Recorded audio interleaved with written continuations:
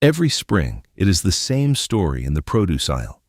Fresh asparagus shows up at $4 or $5 a bundle, and it is gone in one dinner. Rhubarb, when you can even find it, runs $3 or $4 a pound. Artichokes go for $2, sometimes $3 a piece. And every year you pay for them again because every year they are gone again. But here's the part that stopped me cold when I first learned it. Every single one of those vegetables comes from a plant you put in the soil exactly one time. Plant it once, and it comes back by itself every spring for 20 years or more. Some of them for 50. Today, I am walking you through 17 of these perennial vegetables, what they cost, what they save, and which ones will grow in a bucket on a balcony, because a balcony is all the land I have. But stay with me all the way to the end, because there is one rule that runs through almost this entire list. One thing you must not do in the very first year.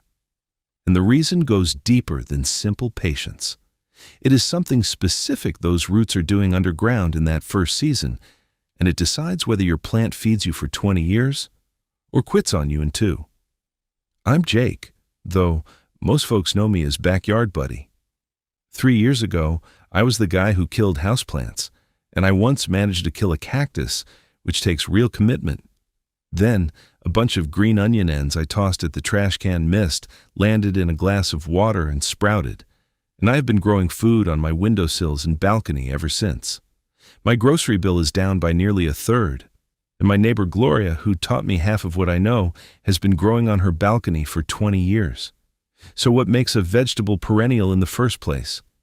In plain English, an annual is a plant that lives one season and then dies, like a tomato or a head of lettuce, so you buy it or seed it again every single year. A perennial is a plant that goes to sleep in the winter and comes back from its own roots every spring, all by itself, with no help from you. Apple trees do it, blueberry bushes do it, and a whole family of vegetables does it too, and somewhere along the way we mostly stopped growing them. There is no mystery in why that happened. Annuals put dinner on the table in 60 days, and perennials ask you to wait, sometimes a full year, and waiting is a hard sell. But look at the math over time. A rack of seed packets every spring, forever, against one asparagus crown at $4 that keeps producing into the 2040s. One planting, one afternoon of work, 20 springs of food. And before you tell me you only have a balcony, remember, so do I. A good number of the plants on this list will live happily in a bucket or a big pot, and I will tell you honestly which ones really want open ground. I will also keep circling back to that first-year rule I promised you, because it is the whole difference between this working and this failing. First, though, give me one quick minute, because everything I do comes from one place. Everything I have learned in 3 years of growing food in an apartment went into a book I put together called The 30-Day Kitchen Scrap Garden Protocol: Zero Waste, Zero Experience, Free Food. It is the complete 30-day plan for turning the scraps your kitchen already throws away into growing food, and it is written for absolute beginners with zero experience, 0 yard, and close to 0 budget in the same friendly walk-you-through-it style as these videos. Inside, you get 31 regrowable crops, each one with its own plain instructions for regrowing from scraps. You get the $10 starter kit, gathered mostly from things you already own. You get the 30-day, day-by-day plan that takes you from your first glass of water to your first harvests. And you get full troubleshooting support for when a scrap decides to sulk on you. The whole thing is 172 pages, and it costs $17, marked down from $47. $17 one time against a grocery bill that drops every single week afterward. Now go ahead and grab your phone and open up your camera, the same one you use to take pictures. Point it at that square code on your screen and hold it steady for a second. A little link will pop up, give it a tap, and it will take you straight to the book. And if you are watching on your phone right now, the link is waiting for you right down below in the description. Take your time. There is no rush at all. I'll wait right here. All right, let's meet these 17 plants. Number 1, Asparagus, the king of the perennials. At the grocery store, asparagus runs $4 or $5 a bundle every spring. In a garden bed, one planting of asparagus crowns keeps producing for 20 to 30 years. A crown is just a one-year-old root system, and it looks like a floppy little octopus. You plant crowns in early spring, about 6 inches deep and about 18 inches apart in the sunniest spot you have. That is 6 inches deep, not 2 or 3, and the depth genuinely matters. Every spring after that, green spears push straight up out of the bare soil like pencils, and you snap them off right at ground level. A mature bed of 10 crowns can hand a family fresh asparagus for 6 weeks every single spring. Crowns cost about $3 to $5 each, one time. Run that against the store price, and the bed pays for itself by the second harvest. Now, asparagus honestly prefers open ground, so this one shines for folks with a yard. Though, a half barrel on a sunny patio will support 2 or 3 crowns just fine. And asparagus is the poster child for that first-year rule I planted at the start. Hold that thought. We are coming back to it, and it explains everything. Number 2. Rhubarb, those thick red stalks that look like celery in a party dress, $3 or $4 a pound at the store when you can even find them. One rhubarb division, planted in spring or fall in decent soil, produces for 10 to 15 years, and plenty of plants go far longer. One important thing, said plainly, only the stalks go into the kitchen. The big green leaves are not for eating, ever, so trim them off and send them to the compost. Rhubarb actually loves cold winters. It tolerates some shade, and it asks for almost nothing once it settles in. If you are growing on a patio, give it a 5-gallon bucket at the absolute minimum, and a bigger tub will make it happier. Pie in June from a plant your grandchildren could still be harvesting. That is a good deal in my book. Number 3. Globe artichokes. That $3 artichoke in the produce section grows on a big silver-leaved plant that looks like something out of a storybook, 4 feet tall and honestly beautiful. In zones 7 and warmer, an artichoke plant is a true perennial that lives 5 or 6 years and gives you 6 to 10 artichokes every single season. In colder country, grow it in a large pot and tuck the pot into a garage or shed for the winter, and it will wake up ready to go again. One plant, planted once, and suddenly the fanciest vegetable in the store is just something you walk outside and cut. Number 4. Sunchokes, also called Jerusalem artichokes. You have probably walked past these knobby little tubers near the ginger at the grocery store.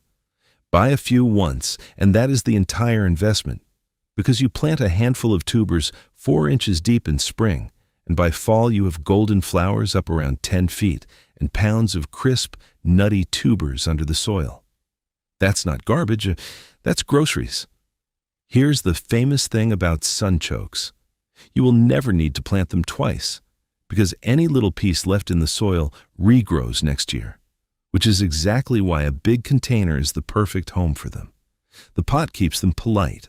One friendly warning: sunchokes have a reputation for announcing themselves after dinner, so start with a small serving and let your stomach get acquainted. Number 5. Egyptian walking onions. Now this one is close to my heart because green onions are the plant that started this whole channel for me, from a mist trash can and a glass of water. Walking onions grow a cluster of little bulbs at the top of each stalk instead of flowers. The stalk gets top-heavy, bends over, and those little bulbs plant themselves a foot away. The plant literally walks across your garden, replanting itself as it goes, year after year, forever. Every part is usable. Green tops as scallions, little topset bulbs like shallots, bigger bulbs below. Plant a handful of topsets 1 inch deep in fall or spring. That is 1 inch, barely tucked in. They are tough as nails, and they are wonderfully happy in containers, which means a balcony can grow green onions on autopilot for the rest of your life. Number 6. Welsh onions, sometimes sold as perennial bunching onions. Despite the name, they come from Asia, and they are simply a scallion that never quits. The clump gets a little wider every year, and you harvest by pulling a few stems from the edge or just snipping the green tops. Every couple of years, you dig the clump, split it in half, and now you have two. A single pot on a sunny balcony rail keeps a kitchen in scallions all year, and mine barely blink at cold weather. Number 7. Horseradish. One root piece from the grocery store or a nursery planted at an angle a couple inches deep, and you will have horseradish for the rest of your days. The flavor of a root you dig in fall and grate fresh will run circles around the little jar from the condiment aisle, and that jar is not getting any cheaper. Horseradish is vigorous, and that is putting it kindly. So I would grow it in a deep bucket on purpose, which keeps it exactly where you want it. Dig in fall, take what you need, drop a piece back in the soil, and the cycle continues. Number 8. Chives. The easiest yes on this whole list.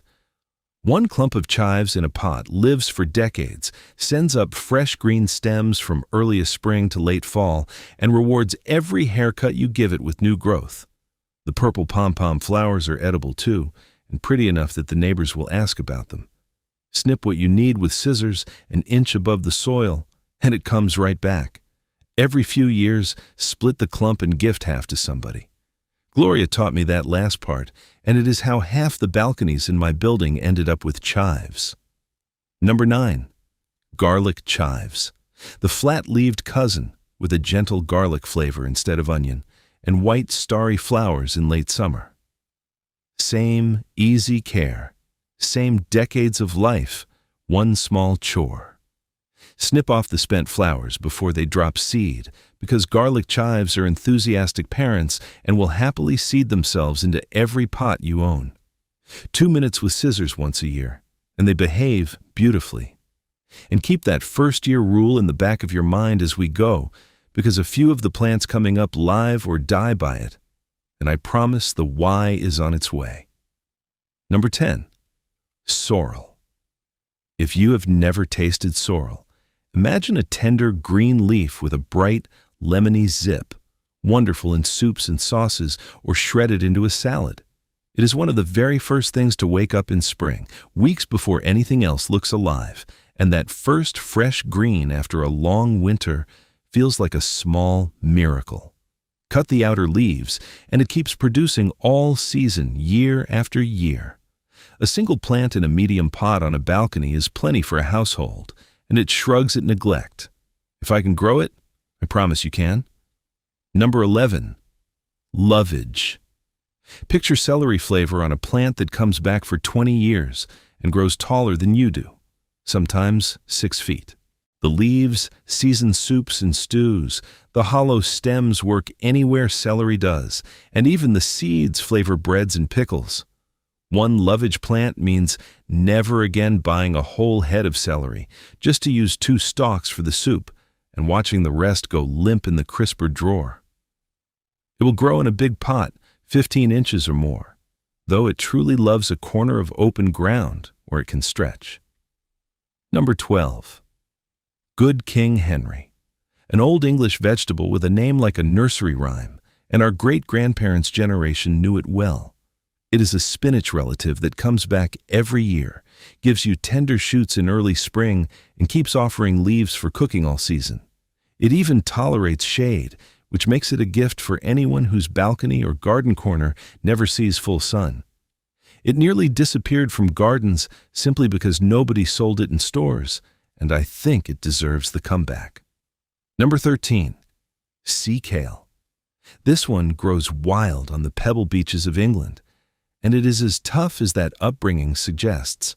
Beautiful blue-green ruffled leaves, clouds of white flowers, and the real prize comes in early spring when you cover the crown with an upturned bucket for a few weeks and harvest the pale, tender shoots underneath. They cook up sweet and nutty, and folks eat them the way you would eat asparagus. A sea kale plant can live for decades, asks for sun and sharp drainage, and doubles as the prettiest thing in the bed. Number 14. Skirret. Here's a vegetable that fed people in the time of the Tudors, 500 years ago, and then quietly faded away when the potato arrived. Skirret grows a cluster of thin, sweet white roots that taste a little like carrot with a spoonful of honey in it. You harvest in fall, take the fattest roots for the kitchen, and tuck one piece of the crown right back into the soil. Do that each year and the planting simply never ends. One planting handed forward season after season. The old gardeners understood something we are only now remembering. Number 15. Tree collards, the perennial kale. Instead of dying after one season like a regular kale plant, a tree collard just keeps going. 5 to 10 years, climbing to 10 feet if you let it, with purple-tinged leaves that turn sweeter after every frost. You do not even start it from seed. You start it from a pencil-length cutting stuck in damp soil, which feels like a magic trick every time. Outdoors, it perennializes in zones 8 and up, and in colder places, it lives happily in a big pot that winters in a garage or a bright indoor corner. Greens on demand from a plant that thinks it is a shrub. Number 16. Watercress. This one starts exactly the way my whole story started, with a grocery store purchase and a glass of water. Buy one fresh bunch of watercress, stand the stems in a glass of water on the windowsill, and in about a week, you will see white roots reaching out from the stems. Plant those rooted stems in a pot of soil, and set that pot inside a tray that you keep filled with an inch of water, because watercress likes wet feet. Keep it cool, and it will give you peppery, restaurant-grade greens for years. One glass of water on a windowsill. That's the whole starting line. Number 17. Ramps, the wild leeks. If you know, you know.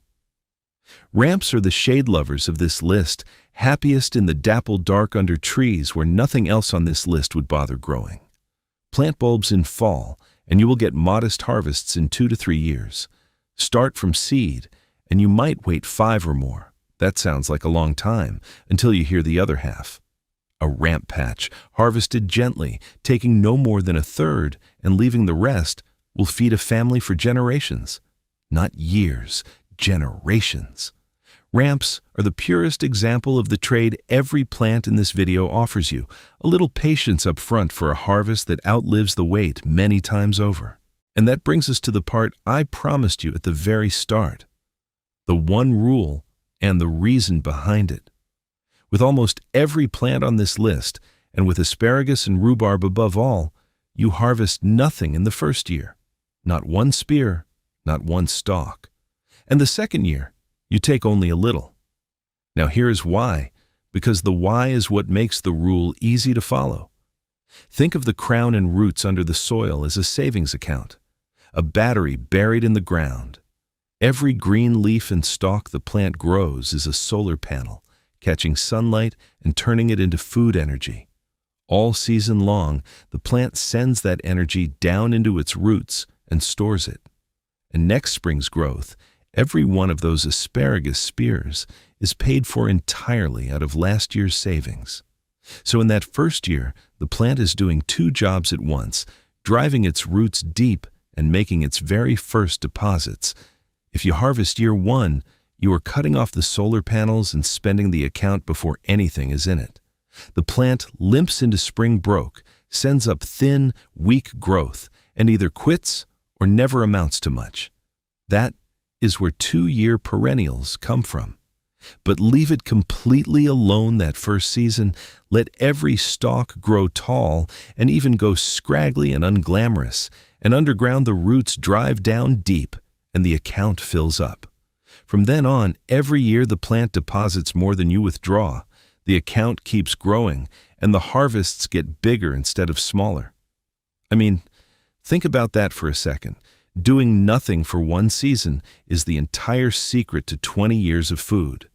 That is the kind of chore I can handle, and that is really the whole idea behind everything I do on this channel. One small thing, started once, that keeps on giving. If that idea has its hooks in you, the book is the easiest possible place to start, tonight, with what is already in your kitchen. The 30-day Kitchen Scrap Garden Protocol walks you through 31 crops, day by day, from the first glass of water to the first harvest, with troubleshooting for every stumble along the way. It is $17, marked down from $47 one time. Your grocery store collects more than that from you every single week for food you could be growing yourself. If I can do this, I promise you can. Now go ahead and grab your phone and open up your camera, the same one you used to take pictures.